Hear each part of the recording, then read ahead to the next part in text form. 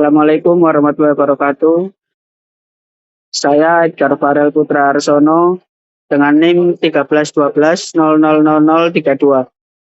Saya dari Fakultas Hukum Universitas 17 Agustus 1945 Surabaya. Di sini saya akan menjelaskan tentang apa itu kantor ATR BPN tempat saya magang.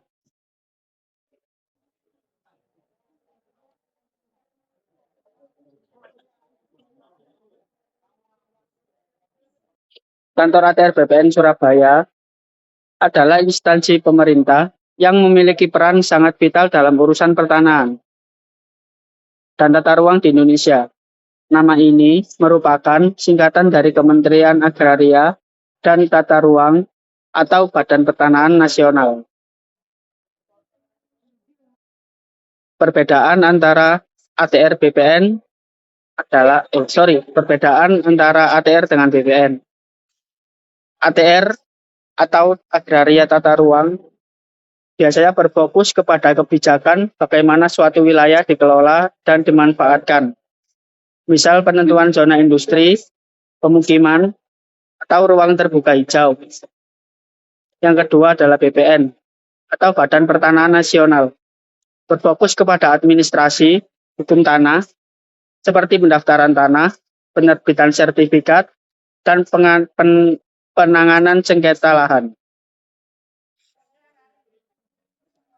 Fungsi utama kantor ATR BPN yang pertama, pendaftaran tanah.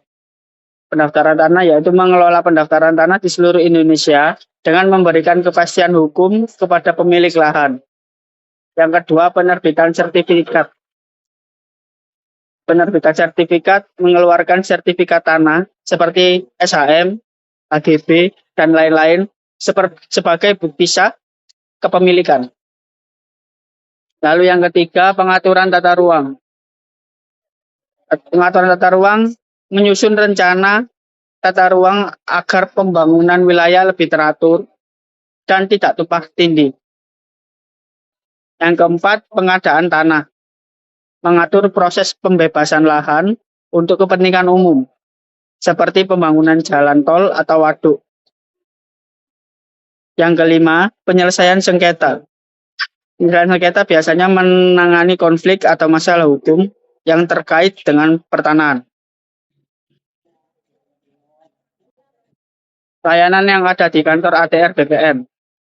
Yang pertama, pengecekan sertifikat, memastikan keaslian sertifikat sebelum transaksi jual beli. Yang kedua, balik nama, mengubah kepemilikan nama di sertifikat setelah proses jual beli atau hibah. Yang ketiga, peningkatan hak, mengubah status tanah, misalnya dari HGB menjadi SHM.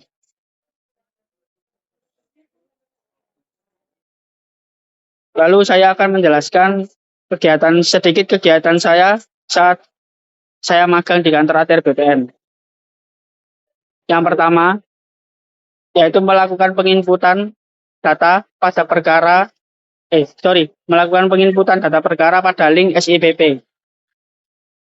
Dalam bidang hukum, SIPP sendiri memiliki arti yaitu Sistem Informasi Penelusuran Perkara. SIPP sendiri adalah aplikasi yang berbasis web yang digunakan oleh instansi pengadilan, seperti pengadilan negeri, pengadilan agama, dan pengadilan militer. Fungsinya adalah memudahkan pihak yang berperkara atau masyarakat umum untuk melacak status perkara, jadwal sidang, hingga putusan hakim secara transparan.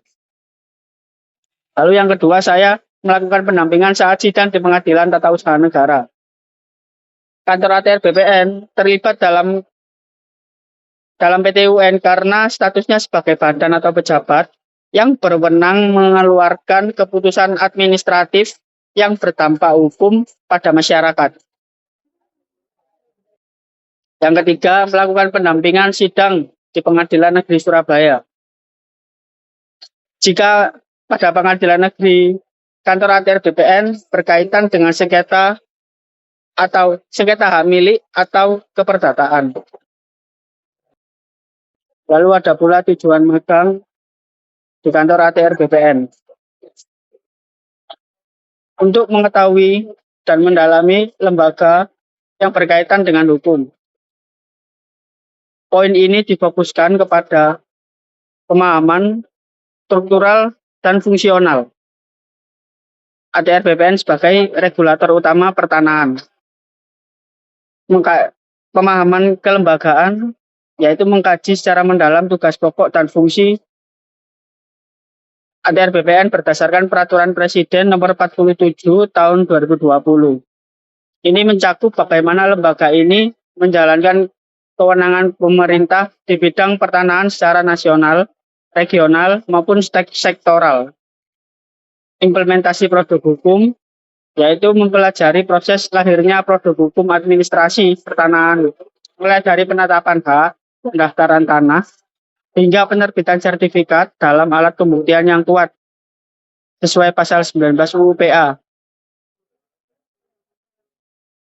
Lalu ada juga integrasi kebijakan yang bisa mungkin untuk dipahami, yaitu memahami bagaimana ATR BPN berkoordinasi dengan instansi lain dalam kerangka one map polisi untuk meminimalisir tumpang tindih pemanfaatan ruang dan lahan. Lalu yang kedua, untuk mengetahui permasalahan apa yang dihadapi dalam perkara tanah. Poin ini bersifat observatif terhadap realita konflik pertanahan yang terjadi di lapangan. Akar konfliknya yaitu menganalisis berbagai tipologi masalah pertanahan seperti sengketa batas lahan, sertifikat ganda, penguasaan tanah tanpa hak, hingga praktik mafia tanah yang memanipulasi administrasi pertanahan.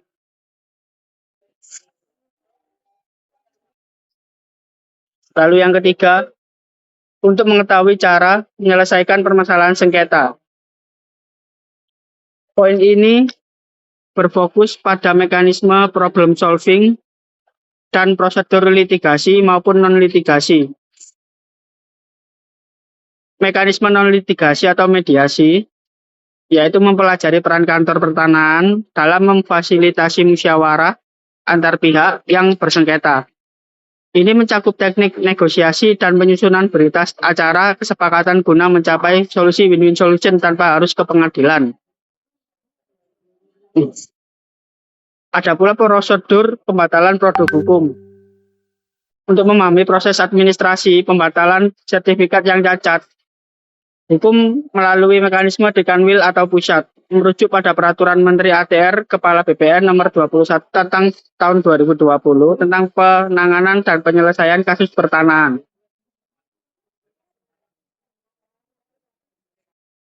Lalu ada juga manfaat magang di kantor ATR BPN. Lalu ada juga manfaat magang di kantor ATR BPN Surabaya.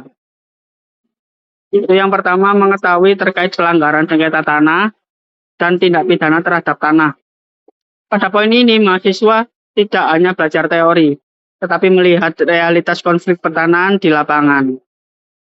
Pengembangan detailnya meliputi yang pertama ada identifikasi jenis konflik. Identifikasi jenis konflik mempelajari perbedaan mendasar antar sengketa, konflik, dan perkara yang masuk ke pengadilan. Lalu ada juga analisis pelanggaran administrasi, yaitu memahami bagaimana cacat hukum administrasi terjadi, misalnya tumpang tindih sertifikat palsu, atau prosedur pendaftaran yang tidak sesuai SOP. Lalu ada juga aspek pidana pertanahan, yaitu mempelajari modus operandi mafia tanah seperti pemalsuan dokumen otentik, penggelapan hak atas tanah, hingga kependudukan lahan tanpa izin. Lalu yang kedua ada penyelesaian sengketa tanah. Mahasiswa akan mempelajari mekanisme penyelesaian di luar pengadilan yang menjadi tugas pokok BPN. Pengembangan detailnya meliputi Jadi yang pertama ada mekanisme mediasi. Ya, atau mempelajari peran BPN sebagai fasilitator dalam mempertemukan pihak yang bersengketa untuk mencapai win-win solution melalui musyawarah. Lalu yang kedua ada pemeriksaan lapangan. Terlibat dalam proses peninjauan lokasi untuk memastikan batas-batas fisik tanah yang bersengketa sesuai dengan data di buku tanah. Lalu ada gelar kasus. Gelar kasus yaitu mengikuti proses diskusi internal dan antar seksi sengketa, seksi survei, dan seksi penetapan hak untuk membedah data yuridis dan data fisik atau objek tanah guna menentukan sikap hukum kantor pertanahan.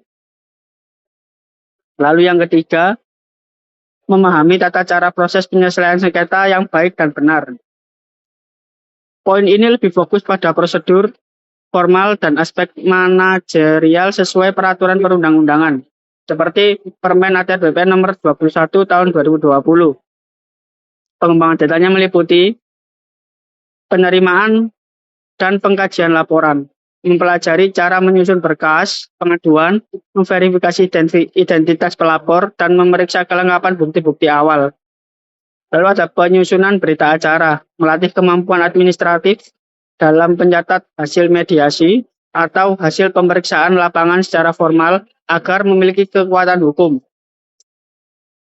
Lalu ada keputusan. Memahami bagaimana BPN mengeluarkan keputusan terakhir, apakah berupa pembatalan sertifikat karena cacat hukum, administrasi, atau memberikan rekomendasi kepada para pihak untuk menempuh jalur pengadilan jika mediasi gagal. Sekian penjelasan dari saya, kurang lebih saya minta maaf. Wabillahi taufiq wal hidayah. Wassalamualaikum warahmatullahi wabarakatuh.